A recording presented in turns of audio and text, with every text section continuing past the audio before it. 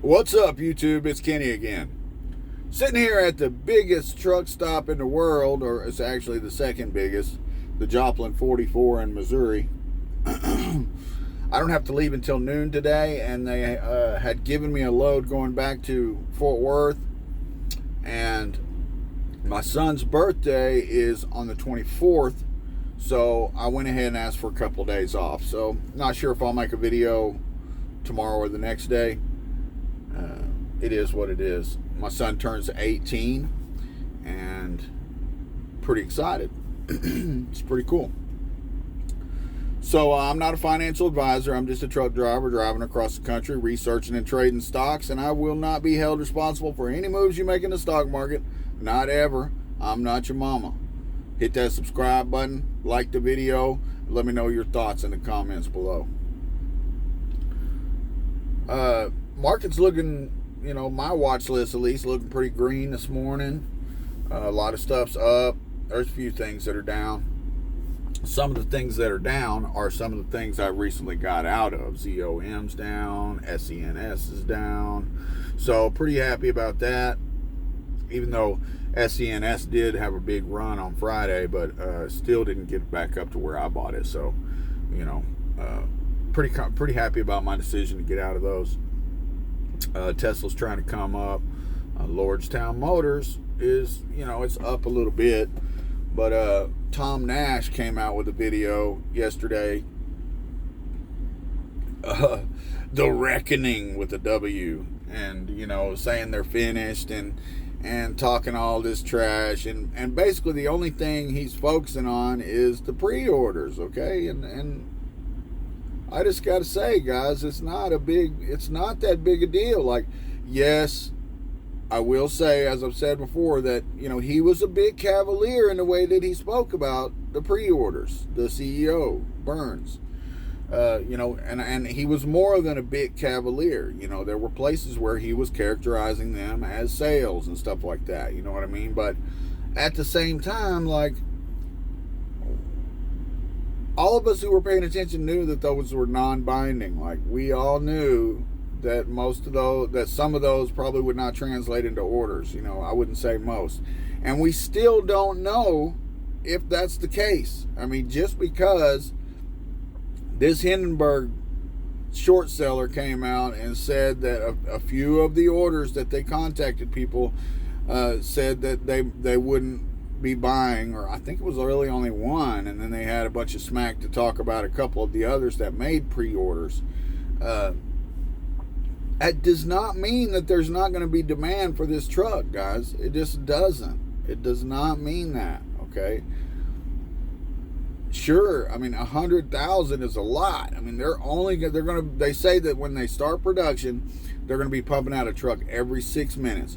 You do that at 40 hours a week, and that is pretty much about 20,000 trucks, okay? There's no way that they're going to be able to meet the demand for this truck, even if 80% of those pre-orders turn out to not translate into sales. 80%, they still will not be able to meet the demand for the truck, okay?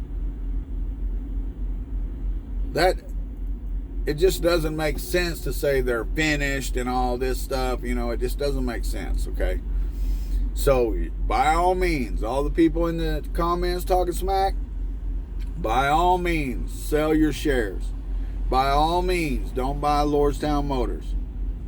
But when it happens, like, I'm going to be holding.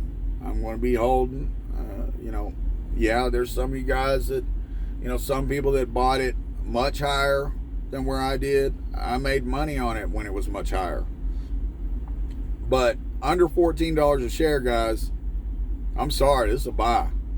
I don't care. Like, it doesn't matter that he screwed up and said the wrong things about the pre-orders, okay? That is irrelevant. That has zero bearing on whether or not they're going to be able to produce vehicles and whether or not people are going to want to buy those vehicles. Like, the CEO talking the wrong way about it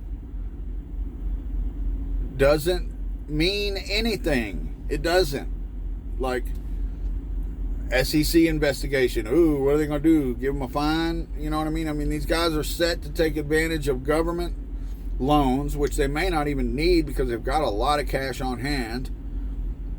They've got a 6 million square foot factory that's already outfitted with all kinds of robots that are already tooled up to create these trucks.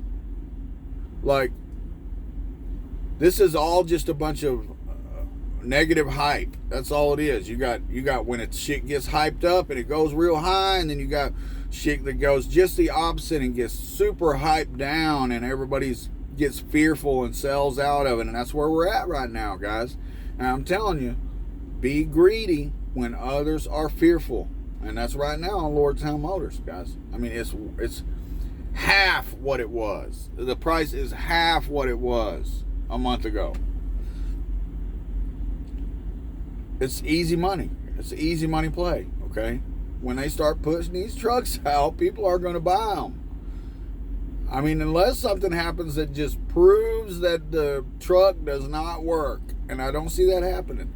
If that was going to happen, then why would they have entered it into this race next month? Like, if they didn't think that the truck was durable and was reliable, why would they take the chance of letting everybody see it do some stupid shit in this race that's coming up? It just don't make no sense, guys.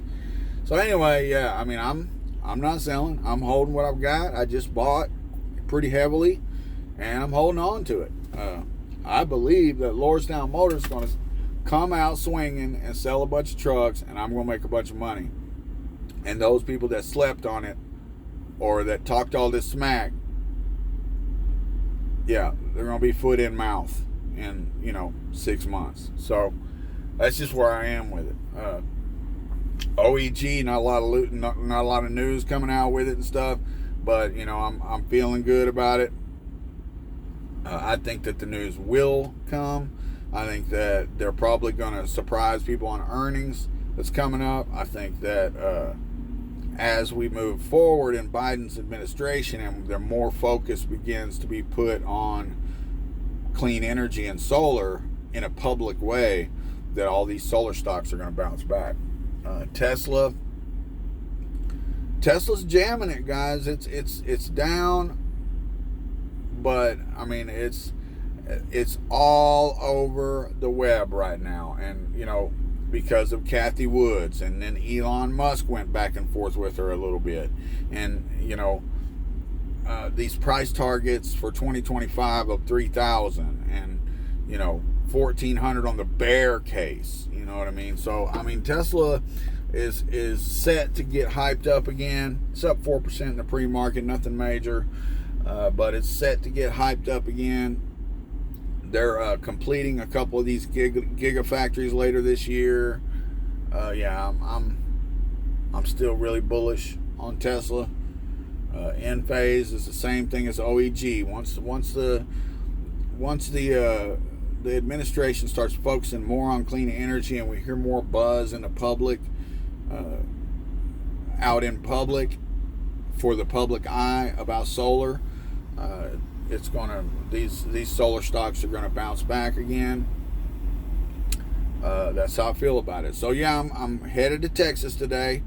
I'm delivering around 7:30 this evening, and then I'll be taking a couple days off to spend with my son for his birthday, for his 18th birthday. I'm gonna take him to get his hair cut and do some other stuff. I went in halves with his mother on a cell phone that he wanted. Kind of sucks that I had all that time that I was off, and so my money's kind of thin right now. I still got plenty of money, but it's kind of thin as far as what I can spend on him. But it is what it is. I didn't think I was going to be able to be back for his birthday at all, so I'm happy to just to be back and get to do something for him, take him out to eat, get his hair cut and dyed and stuff that he wants, and it'll be a good time. Kind of sucks that it loses me some more money, man. I like to stay out 4 to 6 weeks, and this whole like being back for a week and not getting paid much, and then now I'm gonna take a couple more days off. It's just like slowing me down on what I can dump in the market, and You know, it happens, you know, things happen, but I don't like that it slows me down on how much I can put in the market. So anyway, hit that subscribe button, like the video, and let me know what you think in the comments below. Thanks for watching.